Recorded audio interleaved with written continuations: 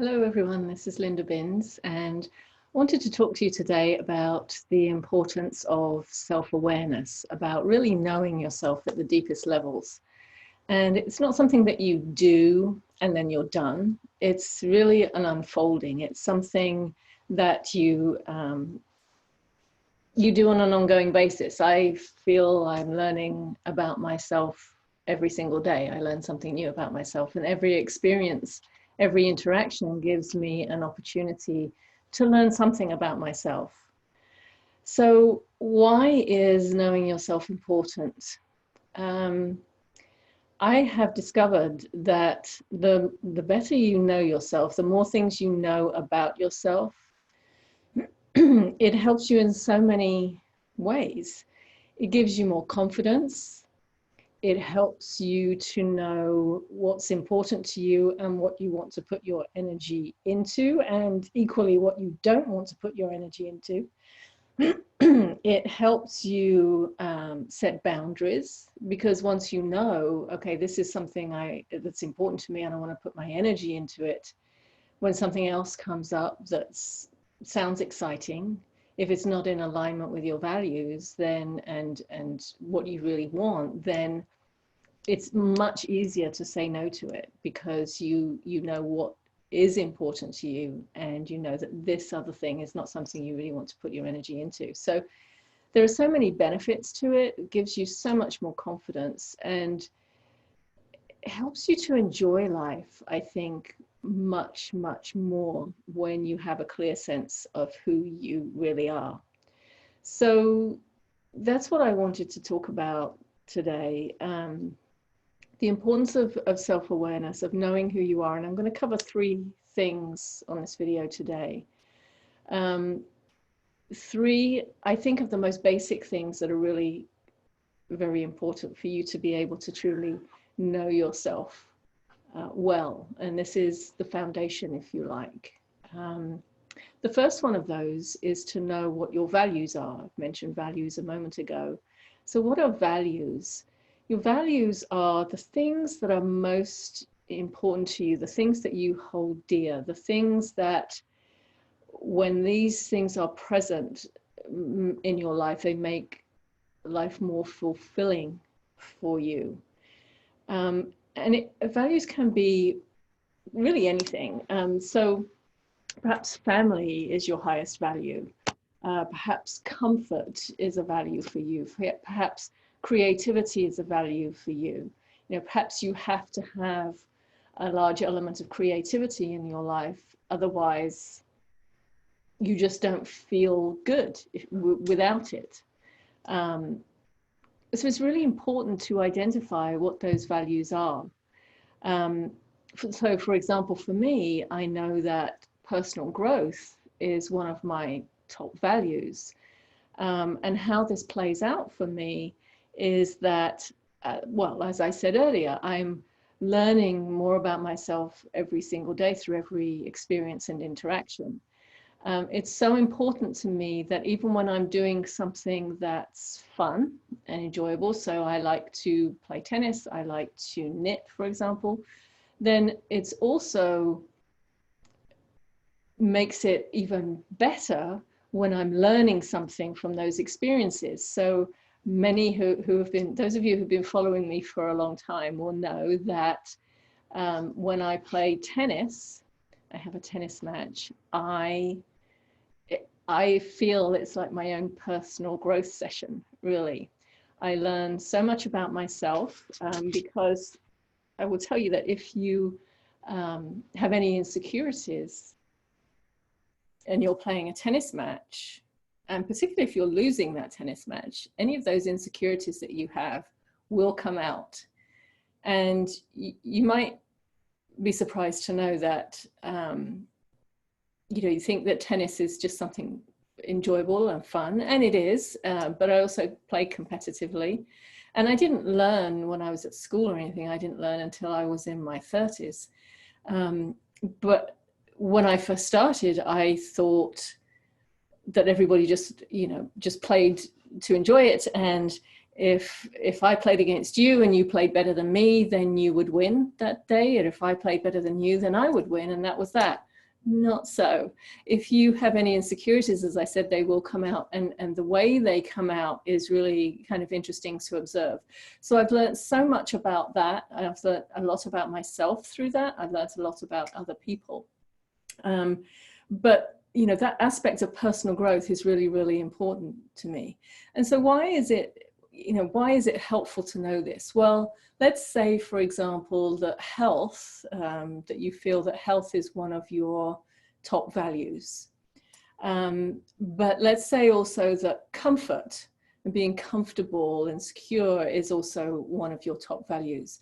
Well, which one is a higher priority for you? Because if comfort is a higher value than health, then you may find it difficult to say no to things that are not in the best interests of your health.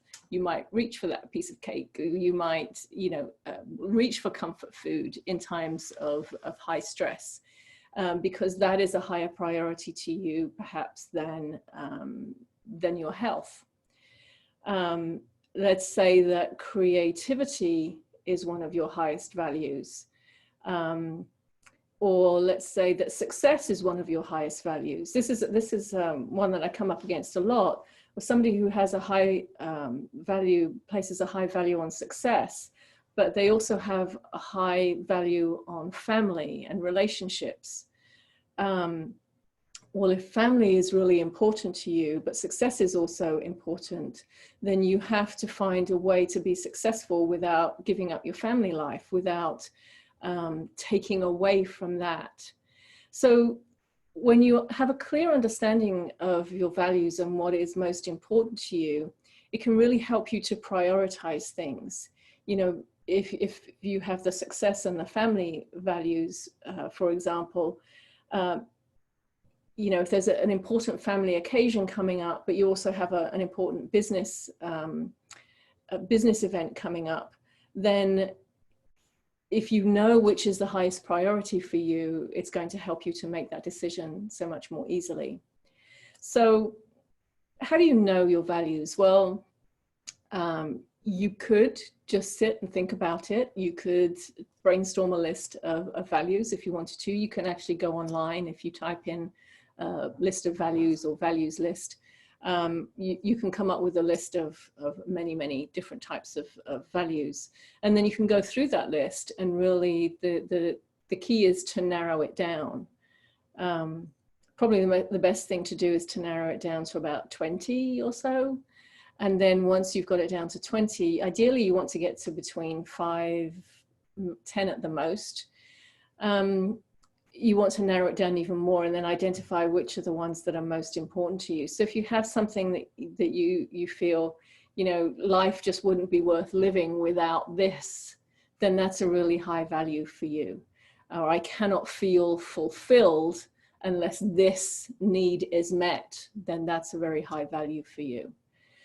I really feel it's worth spending some time exploring that, because it can give you a lot of valuable information about yourself, practical information that you can really apply. The next one is your temperament, your traits. What is it that makes you who you are? And there are obvious things that we know, things like, well, I'm an introvert, you're an extrovert. Are you a detail-oriented person, or are you more of a big picture planner type of person? This is important because it will help you gravitate more towards the things that are important to you. And the things that feel good to you. So for example, my personality traits, part of my personality traits, I'm a highly sensitive, introverted person. So, you know, now that I know that, and I know that in great detail, I can learn how to do certain things that might be challenging for me. So for example, as an introvert, doing video like this is very difficult for me. what I like to do when I do video is I like to have somebody else there that I'm talking to. So I can have an interaction, I can ask or answer questions, and we can have a dialogue. Then I don't care if the video's on. That feels good to me. But when I'm talking into a camera, then as the highly sensitive introvert, the highly sensitive introvert in me goes into overdrive, goes into, but what if you forget to say something? What if you say something wrong? What if you, so many what ifs. I also can go into a lot of overthinking about, well, you know, when you see people who are really good at doing video and these kinds of things, they're just kind of natural speakers, it just naturally flows. And that can be intimidating for the rest of us who are not like that. And so it's tempting then for me, as I know I'm an introvert, to not do any of these things. But I also know that I have some things of value to share. And so I can either just not do it because I'm an introvert and it's scary and I don't like it, or I can find ways to do it that are more helpful. So for example, one of the things I mentioned is that I like it when I'm talking to somebody and they're asking me questions. Well, I don't have anybody, I'm just here. So one of the things I do is I write questions on little sticky notes and stick them on my computer. So it's almost like somebody's asking me a question, which I can then answer. So that makes it a little bit easier for me.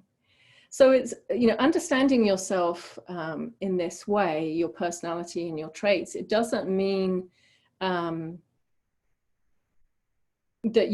it's going to stop you from doing anything. What it means is that, okay, how can I find a way to do this thing that's slightly uncomfortable for me because of these traits that I have?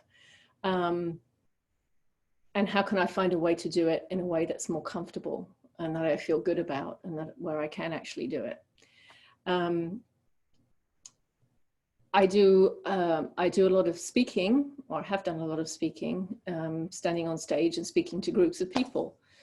That does not come easily to me. Ask any introvert, and I don't think they will tell you that that comes easily to them. But I've learned to be able to do it, and do it in a way that I can enjoy it.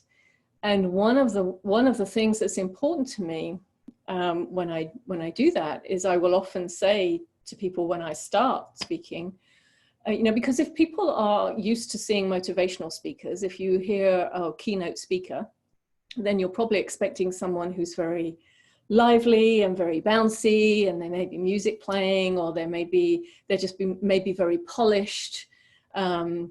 And I'm certainly not that. So what I often will do is tell people up front when I start speaking that even though I speak, I am not a speaker, and I am not trying to be a speaker. And that's not an attempt to put myself down in any way. It's more about me feeling comfortable with the audience knowing that they're not going to get this, they're going to get me. They're not going to get a speaker who's polished and flowing and all of these things. They're going to get me speaking from the heart. So it's really setting expectations, I suppose. It's also along the same lines. I will often tell people, you know, I've written a number of books, but I do not consider myself to be a writer, right? So the way I write is I have a lot of thoughts in my head, a lot of information, and I will put that down on paper or on the computer. And that's how I write. Now, it doesn't necessarily, it makes sense to me, but it doesn't necessarily make sense to somebody else who would read it. So then I have to give it to someone who is a writer, who can make sure that it reads well and that people can understand it and take away the information that I intend from it. So you see the difference? And like I said, it's not about putting myself down. It's about saying, okay, I know this about myself, and I still want to do these things. I know I'm not a writer and I still want to write. I know I'm not a speaker and I still want to speak. So when you know these things about yourself, then you can feel more confident. I feel confident about saying to people, I'm here to speak to you today, but I'm not a speaker. So if you're expecting, you know, the razzmatazz and the polish, then you won't get that. And so it also helps the people I'm speaking to, I think, to settle down and just know that, okay, this is it. This is what you're going to get.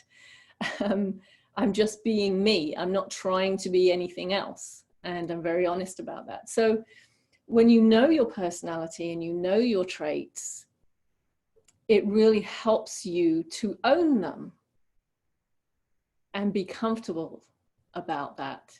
You're not trying to be anything else. If you don't know that very well, it's so much easier to be or to feel forced into situations that you don't really want to be in. One example for me would be networking groups. When I first started my business, everybody told me, oh, you have to go to networking meetings and you know, to meet people, which is true. It's true. You need to meet people when you have a business. And so, you know, I took that literally, and I would go to every networking meeting that I could find. And the majority of them were excruciating for me. You know, when you go by yourself as an introvert and you walk into a room full of people, let's say they all know each other, and they're all in groups talking, you know, add to the fact that I'm British and, you know, I have that reserve anyway. And I was brought up to believe that you don't interrupt people and you don't talk about yourself a lot. You know, it makes it, all of that added together makes life very difficult when you're trying to go networking. And I actually had a very dear friend of mine. We used to go to networking meetings together sometimes. And she was the same as me. And we used to end up just talking to each other, which is completely not the point of going to a networking meeting, but that's what we used to do. Until I learned that, okay, I don't have to go to all of them. I can go and find the ones that feel good to me. You know, as a highly sensitive person as well, the feel of a group is very important to me. I'm very aware of how I'm treated as a new person when I walk in somewhere. And if I'm welcomed and people talk to me and embrace the fact that I'm there and ask me about myself and introduce me to other people, I'm much more likely to go back there again. If I go there and nobody talks to me, you know, and I have to work really hard to talk to people, then that's not a good fit for me. That's not a place where I want to go. But you know, in the beginning, I didn't really know that. I just knew that, okay, yes, I'm an introvert, and I felt I had to force myself to go into these situations. I really didn't. But the more I came to know myself and what was important to me, then the more I was able to say, okay, this is how I can do something. This is what I can do, and do it in a way that feels good to me and that is effective for me. So how do you know your personality and your traits? Well, you probably know a lot of them already, but what do people say about you? So for example, you know, before I even knew there was such a thing as highly sensitive, people have been telling me all my life, oh, get over things, you know, what's wrong with you? You're too sensitive. That's a clue, right? So yes, I am sensitive, but I don't consider myself too sensitive. I don't think there is any such thing as too sensitive. Or people would often come and tell me their problems, right? Even before I knew any of what I know now. So I didn't know why they came to tell me their problems. I would just listen, right? So that's a trait that I have. I'm a good listener. I have this natural ability, it seems, to be able to ask questions and help people understand their situations more effectively. So that's something that I know about myself. I've known for a long time because, you know, that's how people came to me with those things. So is there something that people say about you? People often say to me, tell me I'm, you know, very intuitive. And I used to resist that because I didn't think I was, but now I own it, because I realize it's true. So is there something that people say about you, something that, that perhaps you may even resist, and feel that that's not true about you, but if enough people say it, then it may be true. So, you know, what are those traits? What kinds of things do you feel? What kind of things? And even if you're very different from other people, and you don't know anybody else who has this particular trait that you have, that's okay. But just try and come up with a list. Let's see.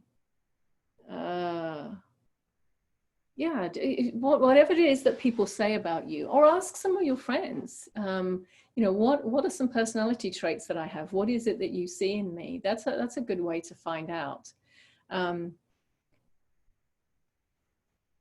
For many who are highly sensitive, it's actually difficult sometimes to, this was difficult for me, and I've heard from other people that it's difficult for them too. You know, when you do go to someone and you ask them to tell you what they see in you, sometimes it can be hard to hear. And I don't mean hard to hear because what they're saying is negative. I mean, very often it's hard to hear because it's positive. I remember doing this exercise once with a group that I was with, and we had to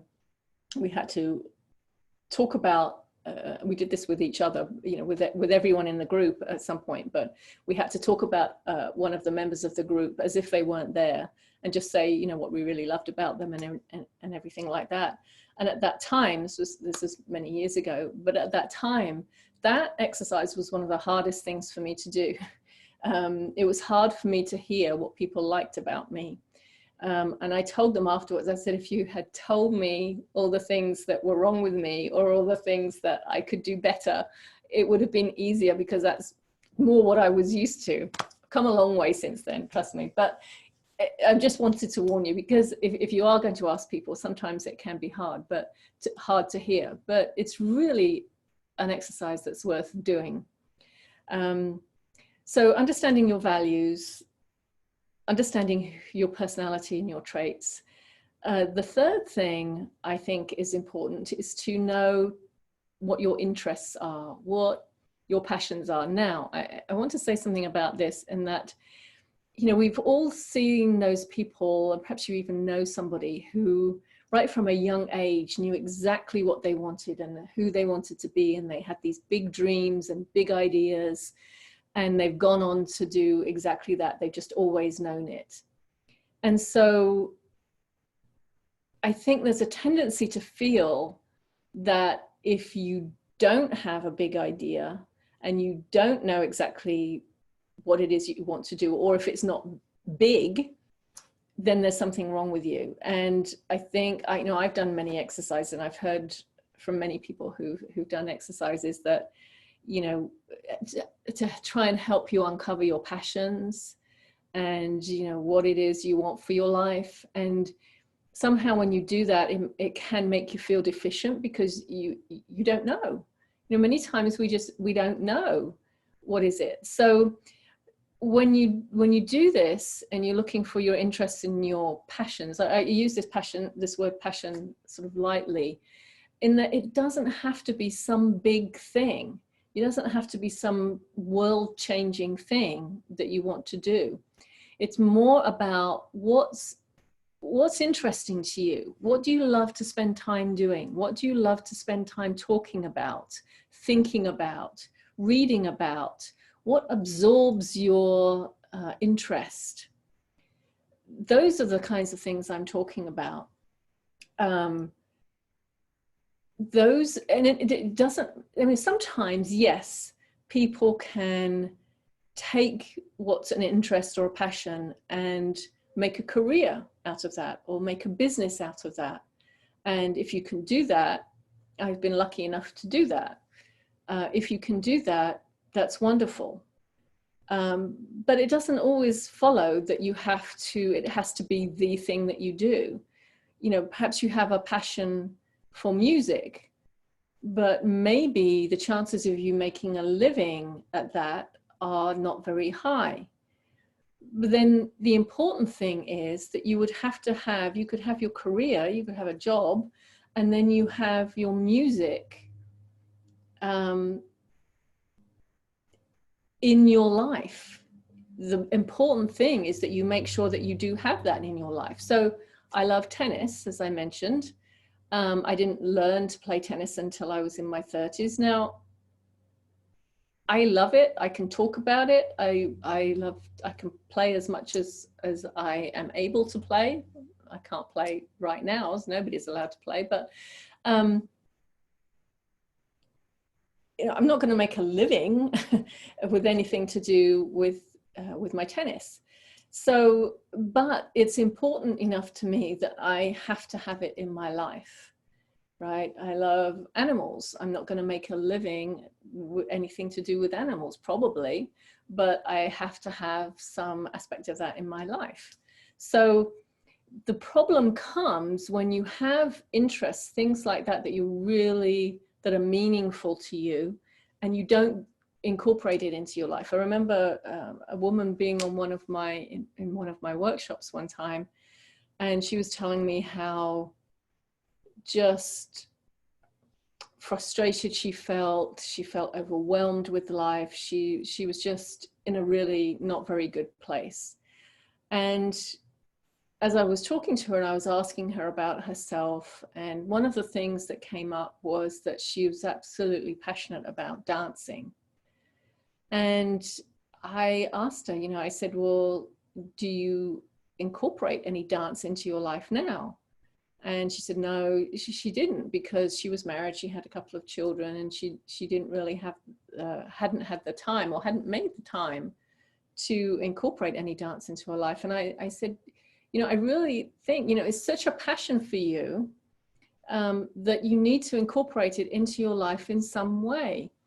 And, you know, as she was talking about it, she absolutely lit up. And I just knew that if she had the opportunity to incorporate dance into her life in some way, it would make everything else better. So it's not really necessarily about, you know, some big dream or some big idea. It's more about making sure you know what your interests are and that you incorporate them into your life. Because if you don't, then you are starving yourself energetically of something that's important to you. So I really think it's worth spending some time, and many of us have time now, don't we? Now that we're in social isolation, social distancing, we have a lot more time at home, unless you're in the medical field and out there helping people. Most of us have a lot more time at the moment. So this is the perfect time to spend a few days exploring this. And I say exploring it, you know, don't come at this with the idea that I have to get it right, I have to know exactly what it is. Just play with this idea of, you know, what are my values? What are my personality traits? And what are my interests? And what are the things that are very important to me? Just spend some time with that and see if you can learn anything about yourself just from doing those exercises. I think you will. And I think you'll start to uncover some things. You can, you know, if you learn that something's particularly important to you and you're not incorporating that into your life now, then that's really useful information. Then you can ask yourself, how can I start to incorporate this into my life now going forward? And that will help you tremendously. So I challenge you to start looking at those things now. Look at your values, your personality traits, and your interests, and see what you come up with. And I hope you have fun doing it. Bye.